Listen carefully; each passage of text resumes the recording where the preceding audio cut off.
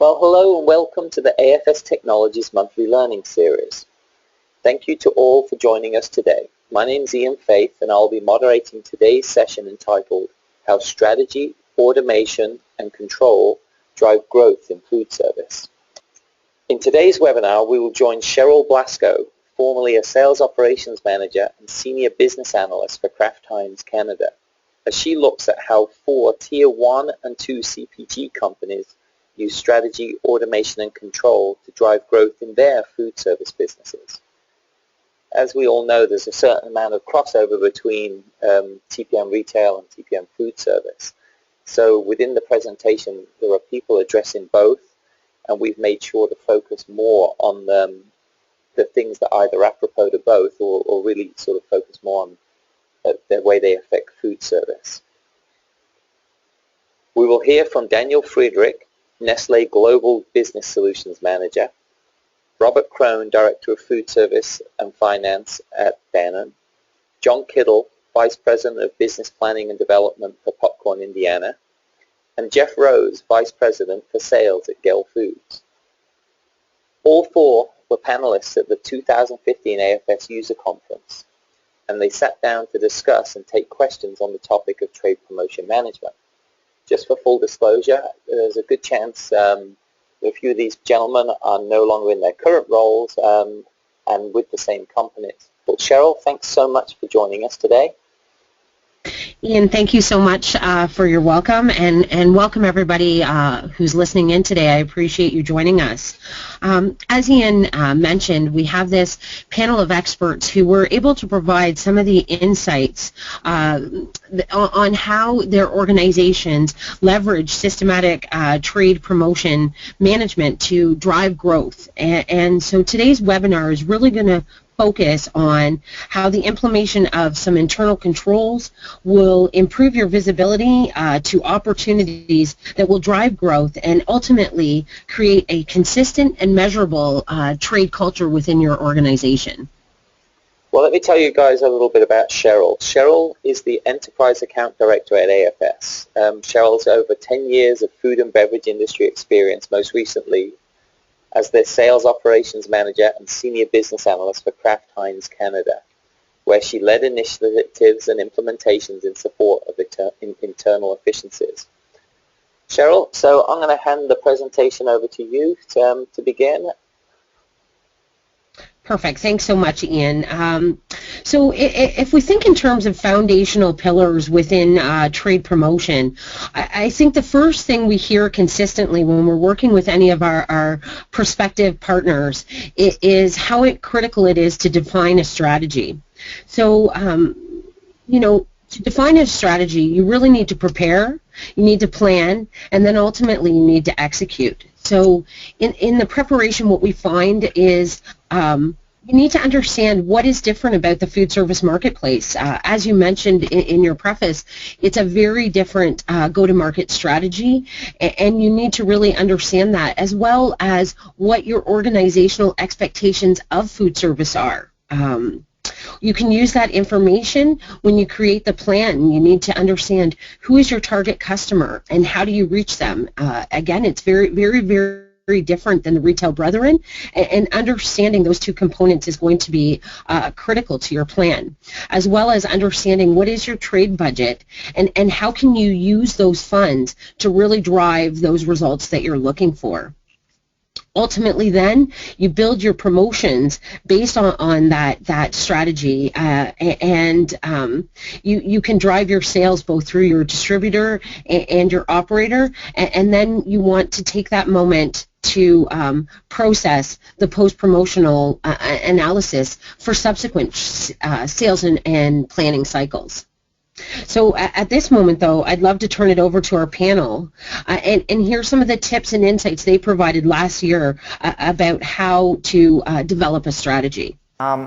Really, it starts with your strategic planning in general for your company, primarily in the marketing and the category management area as to where you want to take your products or your brands. So whether or not it's a trial generating item or expanded consumption, or if you have a switching category, those type of things. And And from there, then decide, okay, well, what actions do you need to take at retail?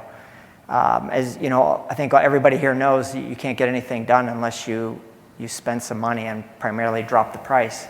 So I think those strategies first start with what are you trying to do, and then they move into the executional phase. In Dannon, again, as I mentioned, step one was figuring out how much money we had and where was that money being effective. But quickly we sort of jump into, you know, what is the purpose of food service in the organization, frankly? And I think, you know, for anyone in the room that is on the food service side, depending on how big you are relative to the top line contribution of your companies, sometimes while that sounds like a simple question, it can be not so easy to get an answer to. Sort of aligning what is the purpose, and that can run the gamut from it should be a samples business to it needs to be at the same profit as retail, which is a very wide gap. So, but for us at Dannon, it has certainly been a conversation that consistently comes back to margin. And certainly more recently with what milk prices have done in the past couple of years of a historical nature, frankly both on the high side and the low side, margin is a continuous conversation. We also then, you know, for us in Dannon and food service, we have a fairly large competitor by the name of General Mills. I'm not assuming there's any General Mills people in the room, but I'll choose my words carefully anyway. We, you know, we sort of look at our portfolio of products versus theirs, and then try to, you know, with some logic, put pricing and margin guidelines around our product groups, if you will. And then, of course, you know, price those as we, you know, for us, a big portion of the business is GPOs, or what we'll call national accounts. It's probably 65% of our mix at this point. So then it becomes very much a conversation of trying to sell value versus your competitor. And we try to do that with margins that we've aligned in the company. And then I guess the other thing I'd say, it came up a little earlier in the food service breakout this morning, is we do see a trend, you know, in food service. There's certainly two chains of people touching the money. There's the distributor and the operator, which is generally a bit different than retail.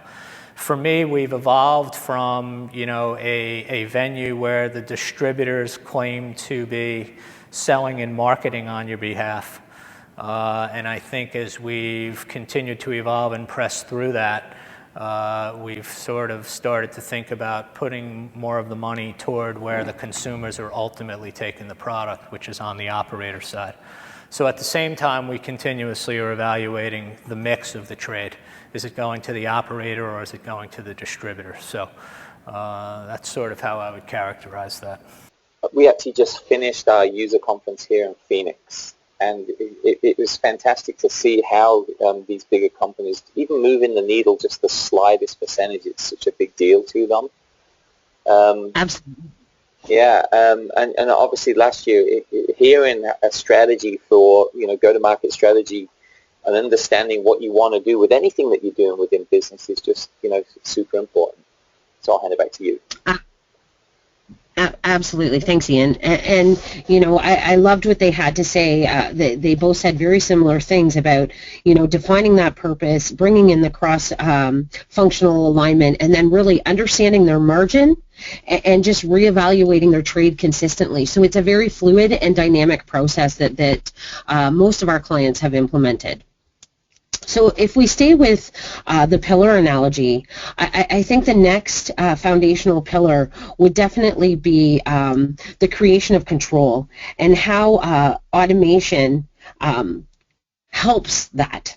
So the number one element in any trade agreement is going to be the contract. The contract holds all of the details, and it's through the contract that you're able to have accurate and efficient claim settlement, and then ultimately that post-promotional analysis that is so critical in the food service realm, as that's really where you're going to understand your operator customer.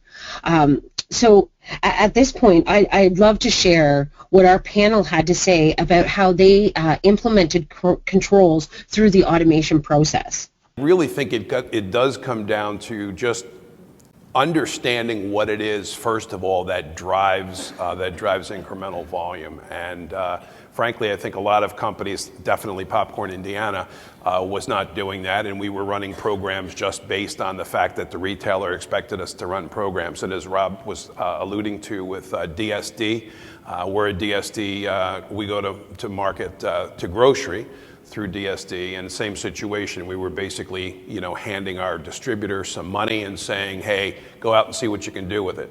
So that all went away. A trade promotion system obviously allows you to get a handle on where your spending is, and there's a little bit of a learning curve for the sales organization. But I think it really starts with understanding what's the most effective utilization of your funding. Planning programs that will get you that, having some tough conversations with retailers, because retailers are used to, in our case, it was frequency, and they would want frequency, and they would want to be paid on everything they purchased as opposed to everything they sold through to the consumer. So we quickly converted them and said, we can actually go deeper and get you to deeper price points if we're only paying you based on what you sell to the consumer, and if we reduce the frequency a little bit. So we did that. And then it comes back to, once the program executes, the post-promotion analysis to understand, was it effective or not? Don't repeat the mistakes that you made, and carry on. And it's really a full circle process. And it all starts with, like I said, it starts with the company objectives. The good news is we cut trade spending 11%. And we hit $100 million last year. So he wanted to do it by 2015. We did it a year early, so that's good news. Well, obviously the planning process really, as Dan kind of alluded to, that John alluded to, was the fact that it's really based around the annual operating plan, right? It's what are we trying to achieve for the whole entire year?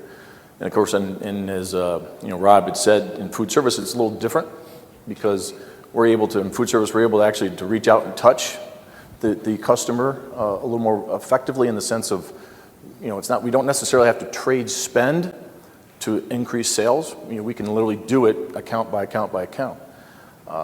So my first inclination when I got to Gehl Foods was the fact that I wanted to reiterate to everybody that we don't spend anything. We invest in everything, okay? And I think that's a key metric when we say in the plain words, because I don't want anybody going out and just spending money. I want to make sure that everyone's investing in what they're going to do, because there's an expected return on whatever we actually invest in. So it really starts with a collaboration with sales and marketing. We put out together a marketing calendar, and an example that we in food service will do is, where we actually invest in our money, is through the innovation. And we heard this morning about entrepreneurship and innovation.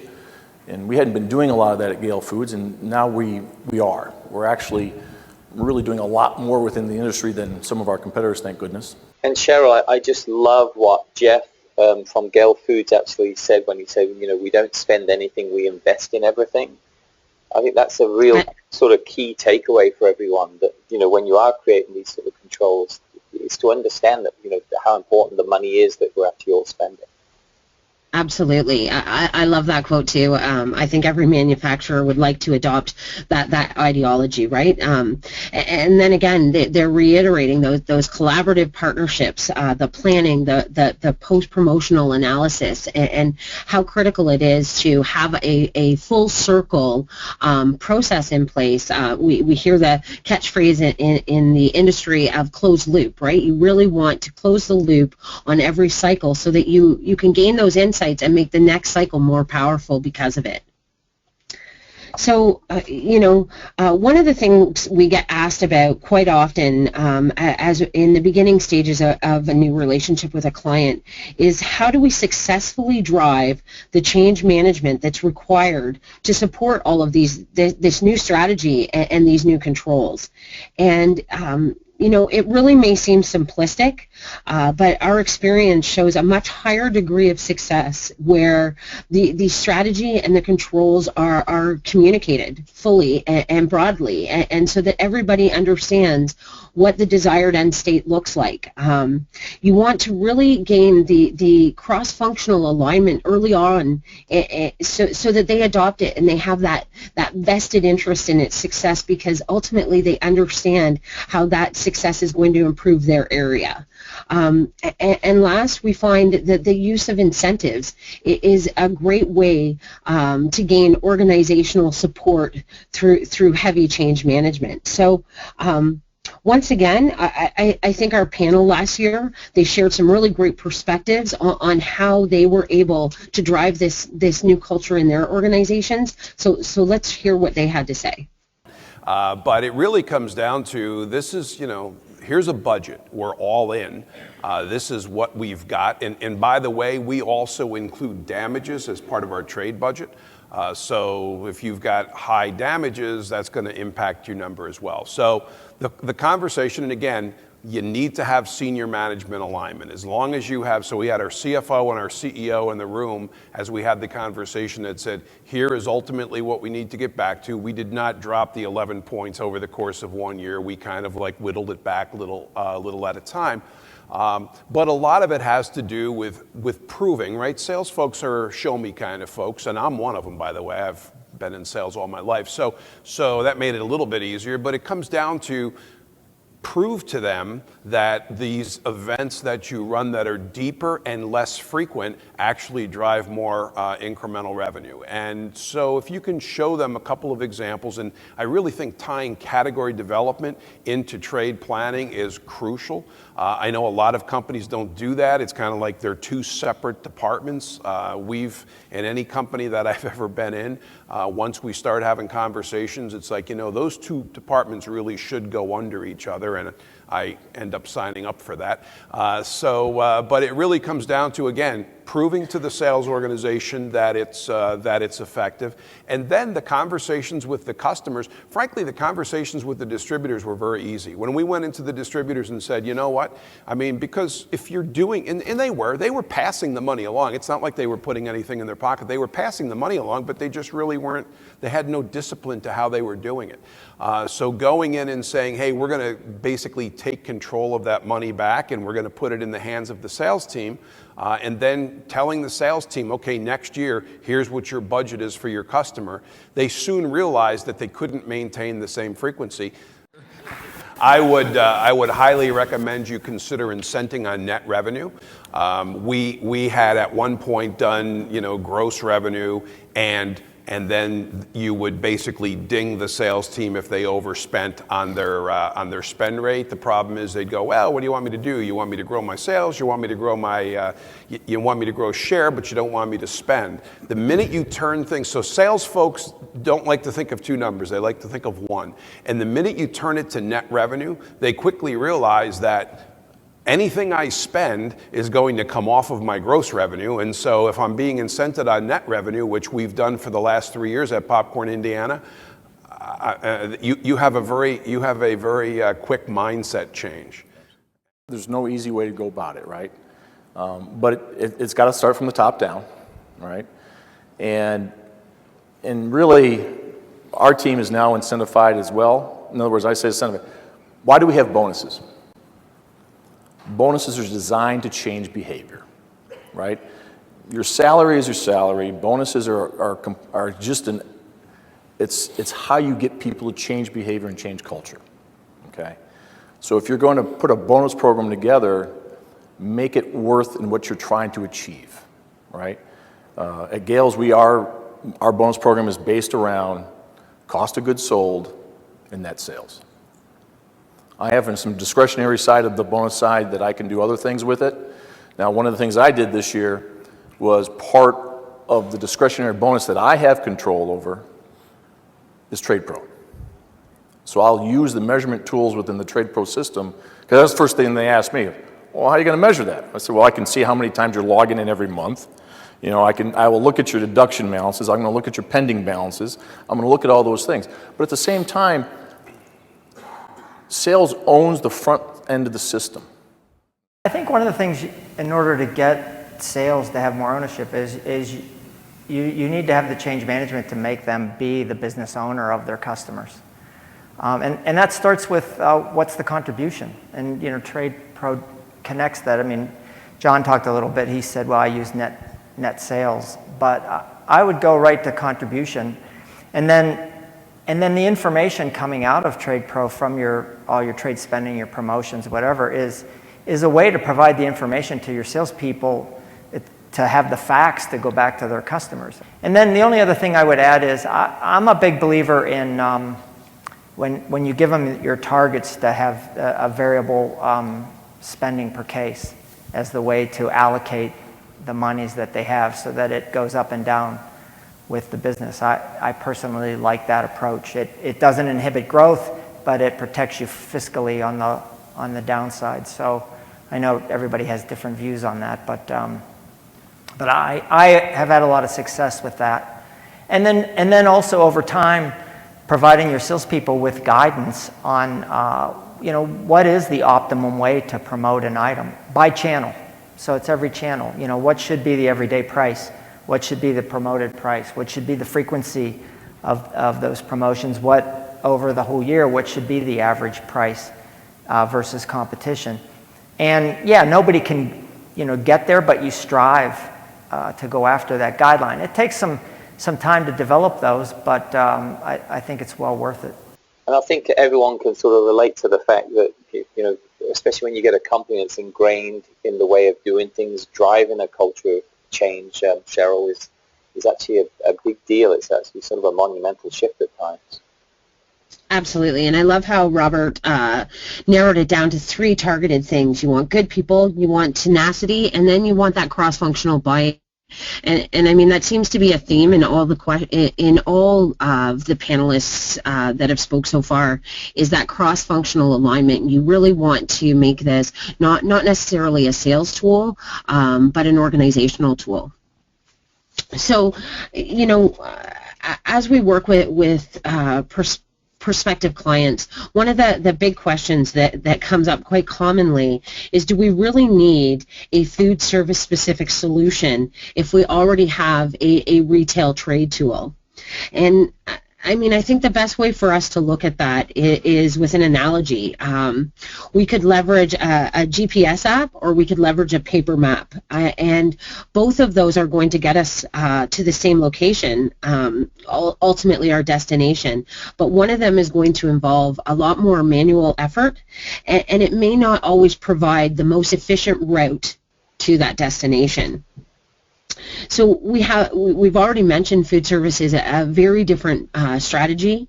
We need a solution that can support multi-level trade agreements. You have agreements with your distributor, with your operator, with head office locations, GPOs. You need a place where you can manage those tiered agreements. You also need to be able to see into that operator, that end location, to really understand how to penetrate further, to drive growth. So you want to be able, through claim settlement, to find out what the operator's spending, so you can see trends, you can promote and drive compliance with those overarching compliance agreements, as well as you really want to be able to identify opportunities maybe where they're purchasing one of your products but not your complementary offering, because those are the low-hanging fruit, and when sales has that visibility, those sales can be very readily captured. So again, at this point, I'd love to turn it over to Robert Krone from Dannon, who really speaks to this well last year at a question. Yeah, so I see some challenges on your horizon. We are, to be honest, I mean, and I know you want an honest answer, so that's why Chris asked me up here. We actually, as a company, and as I've mentioned, Dannon is still figuring out what we want to be when we grow up in food service. So that's sort of the life cycle of where is food service at Dannon. But we tried to jam that round peg into that square hole for many years. with a retail trade system, not AFS, and it was just never giving us the clarity or the ability to mine data, the ability to control trade the way we needed it. Hey, and Cheryl, I just love your analogy on the maps because, I even remember when I first moved to the United States and I was in Los Angeles trying to follow a Thomas guide from street to street to street to get to my destination, and I was getting so frustrated. And now, the ability to get from A to B with directions and take you around traffic jams, and it's the same for dealing with a good solution in business. That good solution in business should do the same thing. It should get you to where you want to go quicker. Should give you the data you need, and it should, help you find your way around problems. Absolutely, Ian. And as we all know, we've all been part of organizational change. We have an office structure that is shrinking, so people need to do more with less, and it's important that they are equipped with the tools to drive efficiencies, right? Well, that brings us to, so what are some of the common challenges of automation? We've talked about change management. We've definitely talked about setting up for success, but what type of challenges should people anticipate? And I love a Tony Robbins quote here, success is buried on the other side of frustration. So there will be moments, change brings challenge, right? So what we've definitely seen in our experience is that you need to make sure you have the right people for the processes. You're going to note that there's some pending in your claims. So some of the claims are going to pend through automation, but that's simply an opportunity to tweak and further define your process and really look. A pen just means something was wrong. Maybe there's no contract set up. One of the processes is out of alignment, and a pending just gives you that opportunity organizationally to tweak and refine. And then again, it all goes back to process. It's really about creating that foundational process that will eventually run fluidly on its own. So, again, last year, our panel provided some really honest insight to our prospective clients about these challenges. Wow, that's a loaded question. How much time do we have? No, I mean, for us, I will tell you, for us, the TPM system is exactly what we need to have, right? We had absolutely zero insight into anything that we were doing. We have a document management system, but it's a big, dark chasm hole that things kind of go into and never get resurrected. So we needed that visibility, right? We needed the visibility into what our deals were. And one of the lessons learned, we learned the hard way, right? Because we implement the system, we run TradePro TPM, and next thing you know, we have these pendings just exputing all over the place, right? But because this was the case, we don't know what we don't know, right? And so it's not anything wrong or bad, but that's potentially one of the side effects of the things that we need to do in order to be better at what we're supposed to be doing, right? So, expect sometimes those pendings just to kind of increase, right? But we learned that I got to deal with this guy. What is it? But in terms of what we need, I just wanted to take a moment. We have two people here from our Utah, I'll call them financial control team, and Sandra is sort of my right-hand person on. Sandra and I are a whopping finance team of two for a $200 million business. So it comes down to you need good people, you need tenacity, and you also need the buy-in of the commercial sales folks. Now again, I also sense from being here today, many different companies go about this in many different ways. But initially for us, I'll use this word trade control, sort of falls into finance. And the theory, and I stress the word theory, is that salespeople do their own contracts. And again, I know I'm in an audience of salespeople, not MBAs here, so I'll be on my guard. But sometimes that theory versus reality is quite different. So what we have done, and again, it's a 1.5-year journey so far. What I would say, I think obviously you've got an objective or a need as to why you've entered into this. For us, it was we really had first, we frankly didn't know within $4 or $5 million what our true annual investment was. And we had no system at all for the contracts. So that was really step one. So it really started for us is what is all of this detail telling us? What is out there? And then, so really, it was the first 6 or 8 months, or maybe even almost a year for us to build what we thought was the right population of contracts to sort of get our arms around, roughly, here's how much money we have is out there. Yeah, the fundamentals of business, people and processes. Sheryle? One of the things we hear about quite often it is about the challenges that people will face as they move through this new automated tool, drive that change management. So they've built the strategy, the controls, they've went through the implementation, and it's sort of a now what kind of challenges are they going to face, and what should they expect? And one thing that we hear a lot about is making sure that you have the right people in place, the right processes to support, which we've already spoken of several times, and ultimately that will drive the level of insight that you receive back from this automation to propel forward and drive that growth. So at this point, I'd love to hear what our panels had to say about how they managed through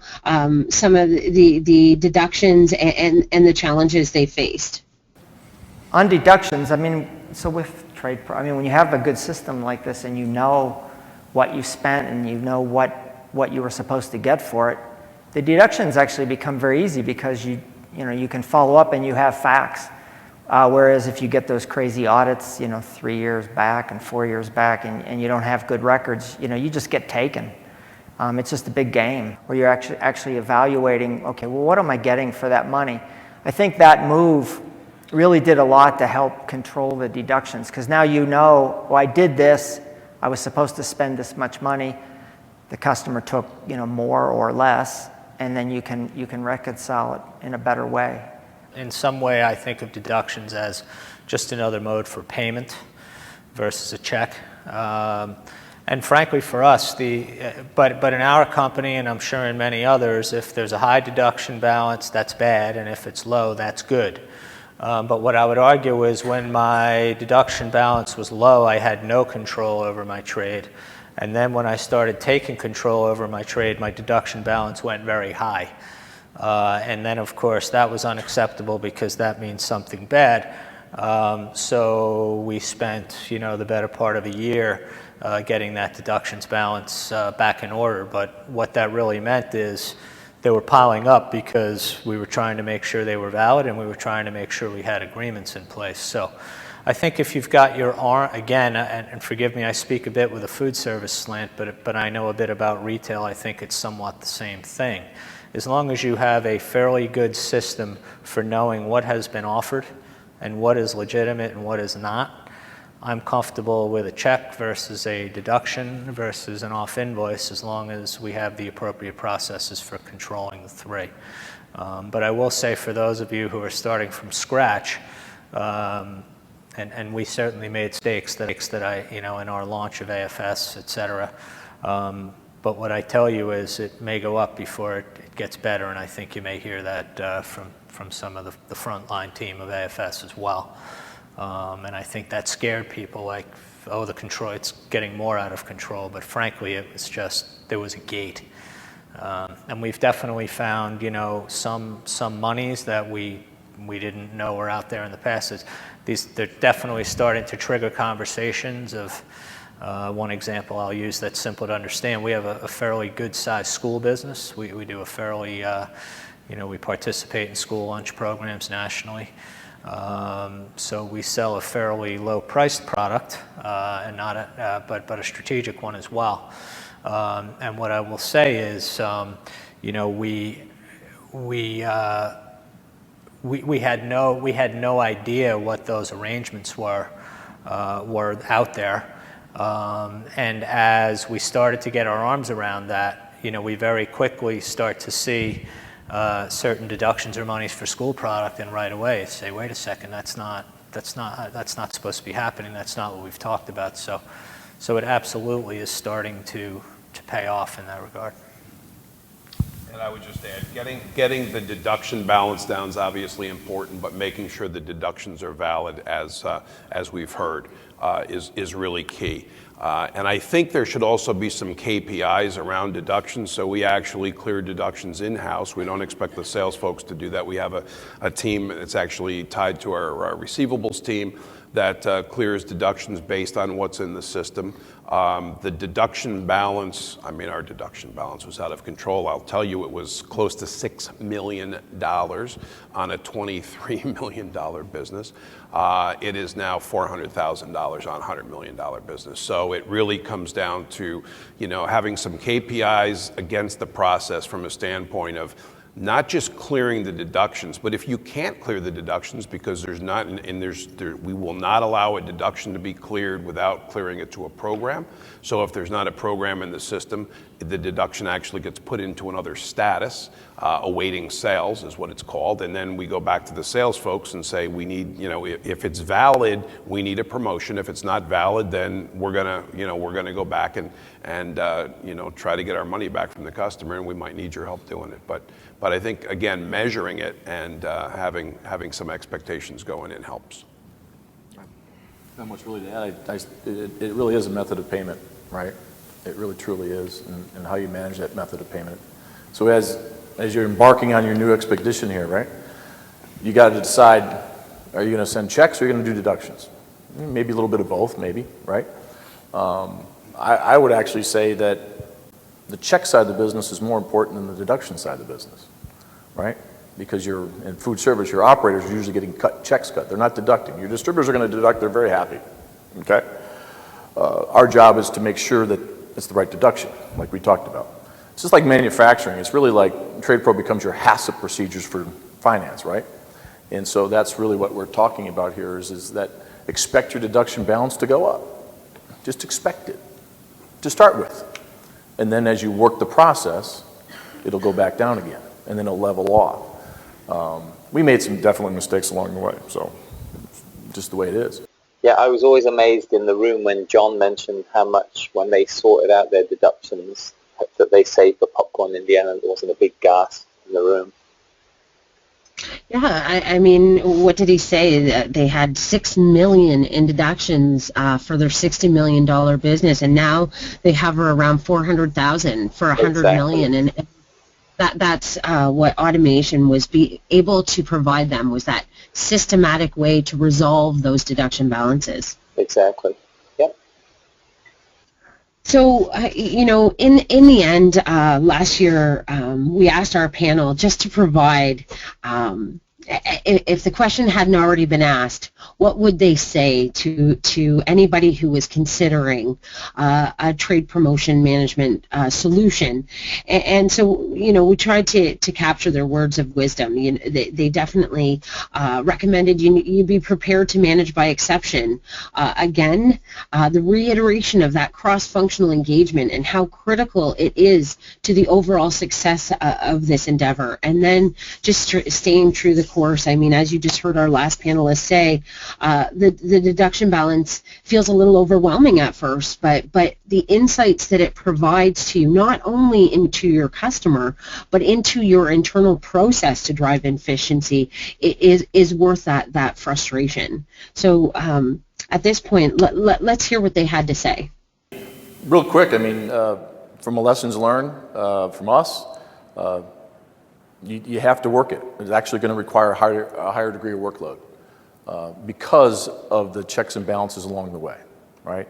So I don't expect it just to arbitrarily happen, right? It's a very system. When you have full visibility and everything that's now going on, you've got to work the system. There's just no two ways about it. And it actually might even require more manpower. It might require more people involved than you might have expected to begin with. And again, there's nothing wrong with that because it's a very critical part of our business, right? So those are the lessons that we learned along the way, that You have to work it. It's not going to just, you're not going to put a contract in and everything will just go right through the system, right? Because you're going to ultimately manage by exception a lot of times. So be prepared to manage by exception and to work the system and to spend time against it and change the cultural habits along the way, because in some cases, for us, it was going from the dinosaur age to a very sophisticated system. So you also have to think about, do you have the right people now in the right position to be able to manage the process? So it's not just it could be a different skill set than what you originally had before. Yeah, I would echo that, and I would also say just don't settle. So whatever you expected the system to be going into it, whatever you wanted it to be, that is what it should be. And don't let anything stand in the way from a standpoint of, sorry, we thought we were going to be able to do it this way, but this team, and I'm not going to blame the sales guys this time. Sometimes it's the finance folks too. They just won't let us do what we want to do with the system, so don't settle. The other thing is really from a standpoint of right from the implementation on, involve as many people in the organization as you can. I shouldn't say as many people, as many cross-functional areas. Every area in the company has an opportunity to get some value out of the system, from production planning to finance to sales operations, obviously sales. Everyone has the opportunity to get some value out of the system, and it really comes down to showing them the what's in it for me, and then I think the implementation goes smoother and the system's more successful. And I align with what's just been said. Again, for us, it's been a year and a half. And certainly there's been some pain points along the way, but stay the course. There's definitely money out there. There's money there. There's no way, it's impossible for there not to be money there. And then I think it's important, we mentioned cross-functionality. I think it's important that you align your objectives. I think you check in on that every so often. You make sure you have, sort of folks' spirits high around this process, cross-functionally. And I think that, you need to have milestones as well. So again, for us, it was sort of get the contract population there, okay? Then we want to make sure we're making some good use of the monies. We want to make sure then we're starting to get some good information to share with the team, et cetera. So stay the course and keep moving the ball in the right direction down the field. Yeah, my advice is, I would step your way through it. First part is you got to get control of the money. So you got to have your targets set up well, your planning of your volume. You got to know, where the money's going and control it. Once you have that piece, then the next step is, okay, how do you spend it better? And that's where you look at customer profitability and you do your promotion evaluations and you come up with the optimum way to sell your items, and then you instill in your sales force this whole, I mentioned it, pay for performance approach. What am I getting for that money? And not only, is it worth it? Am I getting a good return for the money? But then also, did I get what I paid for? So following up on the execution. You Mr. or Mrs. Customer, you said you were going to do this, but you didn't. And following back and saying, okay, I need to make good. Or you got to give me another promotion because you didn't do what we said you were going to do. So I think, all those things combined is where you have to go. And, it was mentioned, Jeff said it too, that whole process or the ways of working, you got to instill that in your organization. And it's multi-functional. I mean, it is finance. It is, if you have customer service and your sales guys. All need to be in there, and it needs to be fed on the guidelines from your marketing or your category manager or channel development areas. Well, great words of wisdom from a great panel. Sheryle, have you got any sort of wrap-up thoughts? Yeah, I actually think our panel said it best when they said, stay the course, there's money out there. Every manufacturer, it's a competitive market, it's a highly competitive market, and the change is moving at a dynamic pace. you make a plan and you stay true to that course, because the money is out there, and knowing that can drive all of the efforts to get there. Okay, so time for questions. Let's have a look if we've got some questions in from our audience.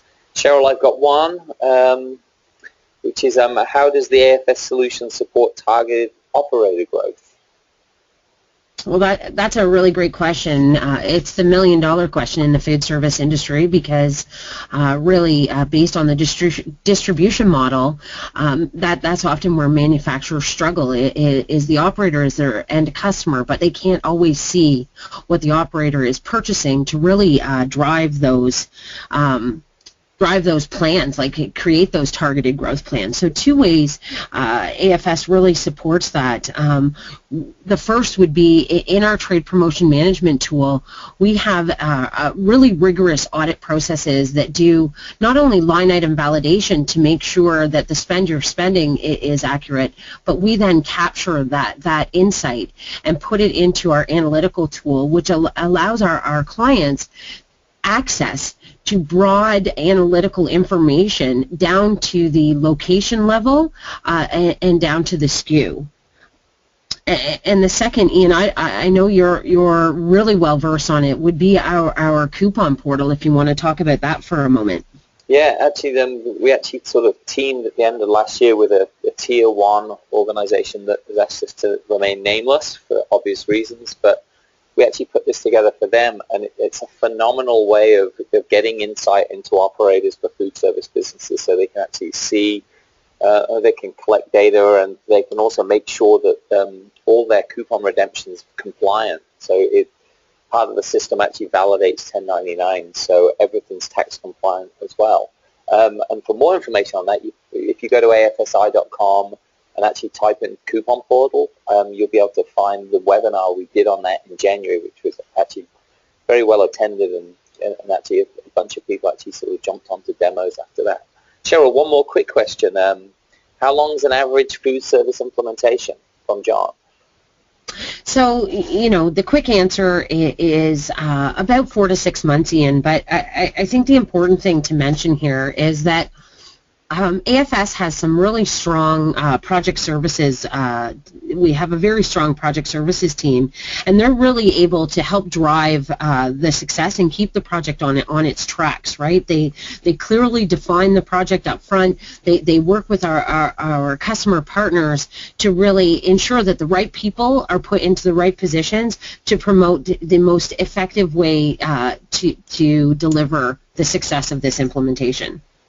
Excellent. So everyone, thank you very much. As you can see on the screen is Sheryle's contact details, and also we have a LinkedIn AFS TPM group that is becoming really, really well attended, and there's some great subject matter in there, so please feel free to get on LinkedIn and join our AFS TPM group. Cheryl, thank you very much. That concludes the questions from our audience, and as I say, please feel free to follow up with Cheryl. On behalf of AFS, thank you so much for taking the time to participate in today's presentation and webinar. As a reminder, we will be encoding this, cleaning it up a little bit, and send out a link so you can all get a copy of this by email for replay as well. Thank you so much for taking the time to join us today. Other complimentary resources are available from AFS on our website at afsi.com. So Cheryl, thank you for taking the time to do that. And again, thanks to everyone for joining us.